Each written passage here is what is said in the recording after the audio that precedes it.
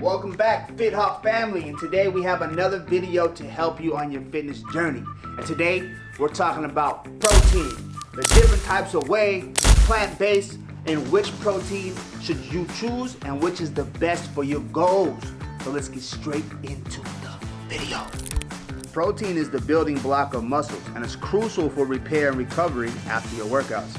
But with so many options out there, so many different prices, you got whey, plant-based, you got isolate, concentrate, which one is actually the best for you? Let's jump right into it. Okay, so the first thing that we're gonna talk about is the whey protein, okay?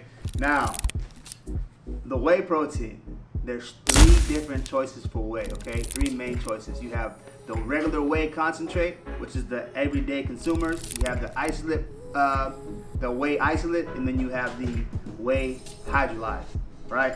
It's confusing. Why is there so many choices? Why is there so many options? But look, we're gonna make it simple for you guys today and we're gonna tell you what each one does. So first, what I have here is a whey protein. This is whey concentrate. This is what the average consumer or the person who really doesn't know about protein is probably gonna grab because you get a big tub like this and you get it for cheap. And when you look at the back, it doesn't look too bad, okay? You get 25 grams, 25 grams of protein. It's only 160 calories, which is actually kind of a lot for a protein powder, but I'm gonna tell you why. So concentrate is about 80% protein, and it's actually the healthiest for you overall because it has those extra macro and micronutrients that your body needs. Now, since it doesn't go through the extra processes like it has with macronutrients, but that means it also has more carbs, more fat, more calories, and more lactose, because whey protein is protein derived from milk, okay? This is gonna be cheaper than the rest, and a great choice, you know, for the average consumer, even to the elite athlete. I'm gonna get into which one works best and for what reasons at the end of what I tell you each whey protein does and the plant-based protein. So let's move on from the concentrate to the next one, which a lot of people have probably seen, which is an isolate, okay? So what this is, this goes through another process.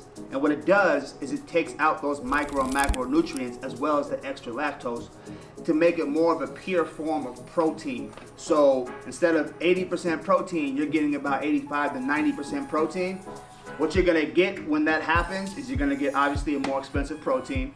You're gonna get something that has 110 to 120 calories because of the macro and micronutrients that have been processed out. You're gonna get something with little to no fat, little to no carbs, and about 25 grams of protein. So basically, you're getting a tub of pure protein, which is what you're trying to get, right? You're trying to get pure protein. The only downside is that this is gonna cost more than the concentrate. And then the last one we have for the whey is the hydrolyzed whey protein. This is one that a lot of people don't really know about and don't even know what it means. So hydrolyzed proteins can come in either concentrate or isolate. Okay, the isolate hydrolyzed protein is gonna be the most expensive. Okay, for sure. What a hydrolyzed protein is, basically the amino bonds, they are broken down with either heat, acids, or enzymes.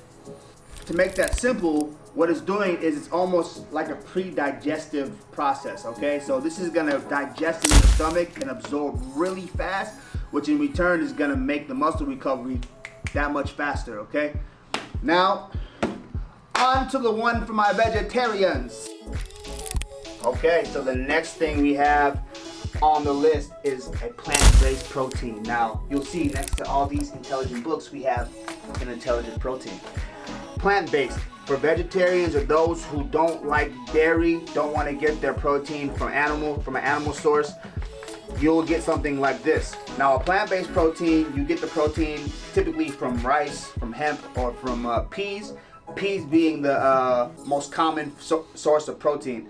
The thing about plant-based protein is, first off, it's a good choice for those obviously vegetarian, but it's a good choice for like people like my dad. He really is in tune with what he takes. He wants to know exactly where his protein sources are coming from because he really cares about his health, his overall health. So if that's how you are, you're a real big health buff. You're not just in it to get muscle grow and get the most protein you can. You want to know exactly what proteins you're getting from what source. Plant-based is a very good option for you. The thing with that is you're not going to get all the amino acids that you would get in a regular whey protein, and you might not get much protein per scoop, right?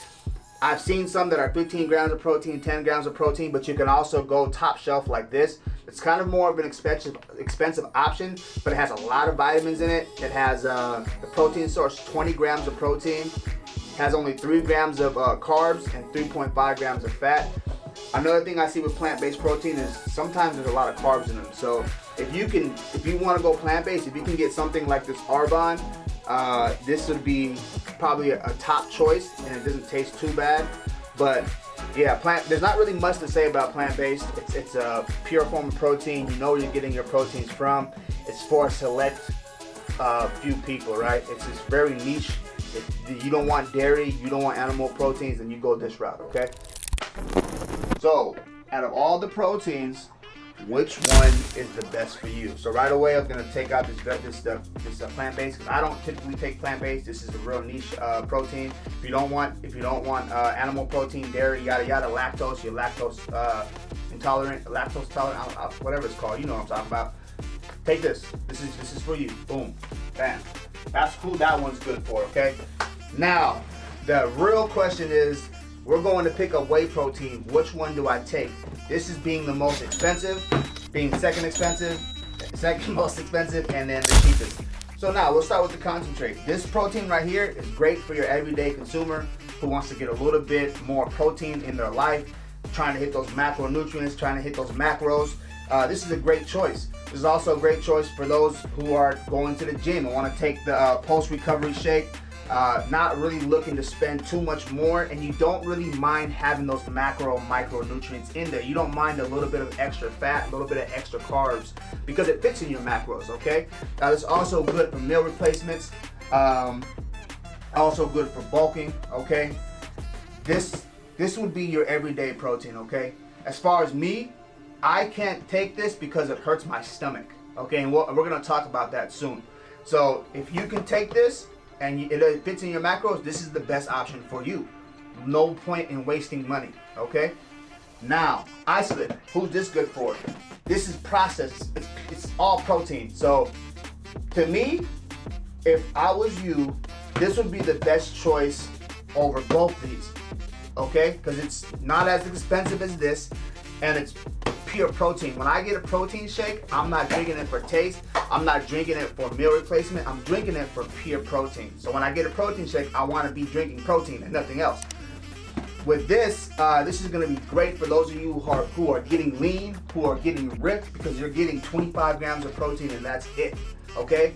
It's also good for those of you who are macronutrient conscious, right? You got to hit the proteins, but you can't really hit the proteins without going over fat, going over carbs.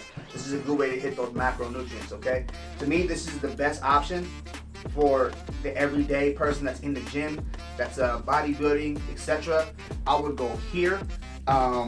It's a little easier on the stomach as well, but even then, this right here, I can drink it, but sometimes it'll hurt my stomach. I have a real sensitive stomach, so that's where this comes in.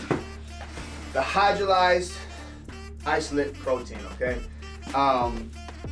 This is the most expensive stuff that you're gonna get, but for me, since I have problems, I take my protein shakes before and after I go to the gym. If I take any of these before, my stomach will feel like just curdles. It just feels horrible.